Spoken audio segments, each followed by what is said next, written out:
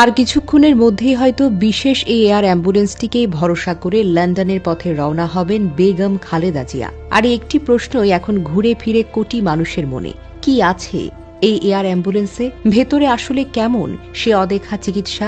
রাজধানীর এভারকেয়ার হাসপাতালে যখন সাবেক প্রধানমন্ত্রী বেগম জিয়ার শারীরিক অবস্থা নিয়ে উদ্বেগ চরমে, তখনই আশার আলো হয়ে সংবাদটি আসে। কাতার থেকে পাঠানো হয়েছে একটি বিশেষ বিমান। এটি কোনো সাধারণ বিমান নয়, এ যেন আকাশে ভেসে থাকা এক পূর্ণাঙ্গ হাসপাতাল। গুরুতর অসুস্থ বেগম জিয়াকে উন্নত চিকিৎসার জন্য লন্ডনে নেওয়ার উদ্দেশ্যে পাঠানো হয়েছে এই বিশেষ এয়ারবাস 319 এয়ার অ্যাম্বুলেন্স।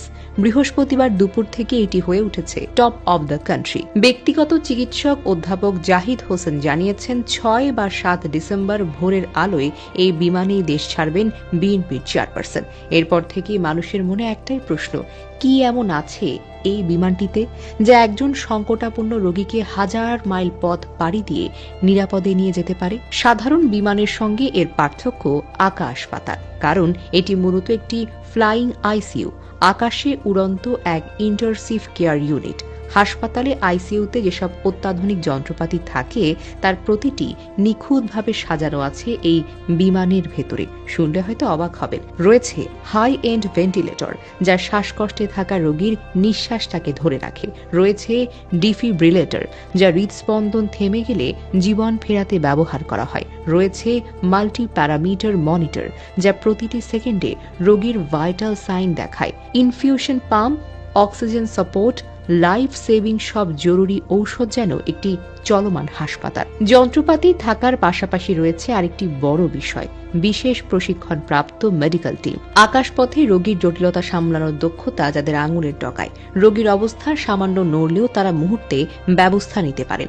আরাম, আশ্বাস, এই দুই জিনিসকে গুরুত্ব দিয়ে তৈরি করা হয়েছে বিমানের পরিবেশ।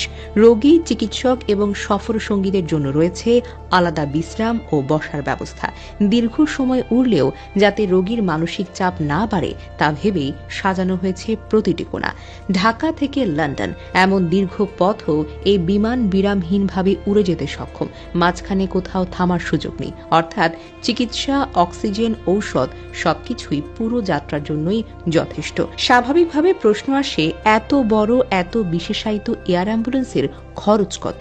সাধারণত এই ধরনের বিমানের ভাড়া হল আকাশ ছোঁয়া। দূরত্ব, রোগীর অবস্থা, জরুরিতা, সফর সঙ্গীর সংখ্যা সব মিলিয়ে ভাড়া নির্ধারণ করা হয়। কিন্তু বেগম জিয়ার ক্ষেত্রে হিসেবটা আলাদা, কারণ এটি পাঠানো হয়েছে কাতারের আমিরের বিশেষ সৌজন্যে। নিঃসন্দেহে এটি দুই দেশের সম্পর্ককে এক অনন্য উদাহরণ হিসেবে আমাদের সামনে ফুটিয়ে তুলবে।